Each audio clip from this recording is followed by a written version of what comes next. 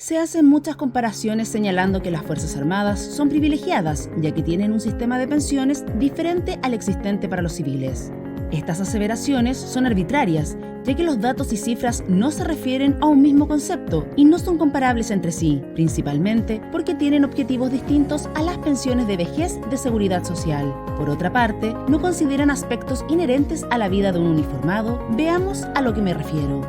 En primer lugar, la carrera militar es una profesión única y específica, que conlleva exigencias y costos que no permiten su comparación con otras carreras. Su desempeño se desarrolla en ambientes riesgosos, lo que ha sido demostrado no solo en las guerras que marcan nuestra historia, sino que también en las catástrofes y emergencias, lo que implica dar la vida si fuese necesario, donde las Fuerzas Armadas son las que generalmente asumen el control de estas hasta que se hayan superado, existiendo una exposición a diario, priorizando la vocación de servicio por sobre la natural necesidad de preocuparse de los suyos. Alguien se pregunta qué pasa con la familia de los uniformados frente a una catástrofe natural cuando mujeres y hombres deben ir en ayuda de otros chilenos. Para ellos no hay derecho a elegir, solo cumplir. No hay pago de horas extras ni días libres de recompensa. No tienen una jornada laboral definida y su disponibilidad debe ser inmediata, pudiendo ser llamados sin previo aviso a sus unidades y por lapsos prolongados, por lo que su capacidad de viajar o pasear en familia es limitada, algo tan natural para muchos. Un gran número de los miembros de las Fuerzas Armadas se han perdido los nacimientos de sus hijos y no han podido estar presentes en funerales o festividades de sus familiares directos. Están sometidos a largos periodos alejados de su hogar, principalmente por campañas o navegaciones. Por ejemplo, un marino en promedio acumula 15 años embarcado en su carrera. Asimismo, las constantes guardias a las cuales se encuentran sometidos son otra característica de la función militar, las que en un promedio de cada 5 o 6 días los hace pernoctar fuera de su hogar. En la vida civil las horas extras son pagadas en forma independiente. Sin embargo, las Fuerzas Armadas no reciben un pago de horas extras cuando se encuentran de guardia, campaña o navegaciones. Solo en los primeros 4 meses de la pandemia, el personal de las Fuerzas Armadas desempeñó alrededor de 6,5 millones de horas extras, equivalentes a 81.359 millones de pesos. ¿Se imaginan cuánto le costaría al Estado si las horas extras fueran pagadas? Las Fuerzas Armadas son jerarquizadas e enmarcadas en una estricta disciplina. Un miembro de las Fuerzas Armadas está sometido a constantes cambios de ciudad.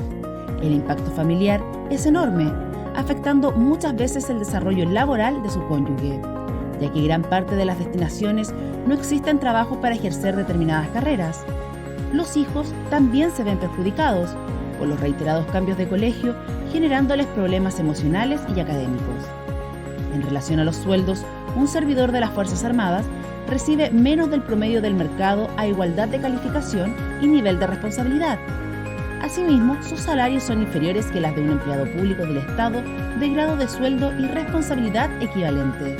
De acuerdo al informe trimestral de la Dirección de Presupuestos, los promedios de sueldos en los niveles directivos, profesionales y técnicos de la Administración Central del Estado superan las remuneraciones que recibe el personal de las Fuerzas Armadas a un mismo nivel de responsabilidad y grado jerárquico en un 37%, 40% y 22% respectivamente. Por su parte, a nivel de jefe de servicio, el diferencial de remuneración es en promedio un 60% menor en las Fuerzas Armadas. Ese menor nivel de remuneración y ahorro que hace el Estado al pagar menores sueldos es el que se le devuelve al uniformado al término de su carrera, a través de su pensión. Ese momento que no se le pagó mientras estuvo en servicio, se le entrega como remuneración diferida. Dada la alta inversión que implica para el Estado la formación y entrenamiento de los miembros de las Fuerzas Armadas, su sistema de pensiones busca, entre otros factores, lograr la necesaria motivación de sus integrantes, mantenerlos en sus carreras hasta que el Estado defina el término de estas. En otras palabras, es muy caro para el Estado que una persona entrenada decida migrar a la vida civil o retirarse anticipadamente, considerando la inversión que ha significado su formación. De esta forma, se explican las pensiones de las Fuerzas Armadas como una relación compensatoria por las menores remuneraciones que reciben sus miembros mientras están en servicio. En términos simples, a través de la pensión, el Estado le devuelve al servidor el diferencial de remuneraciones que no le fue pagado mientras estaba en servicio activo. El sistema de pensiones de las Fuerzas Armadas no es privilegiado ni injusto.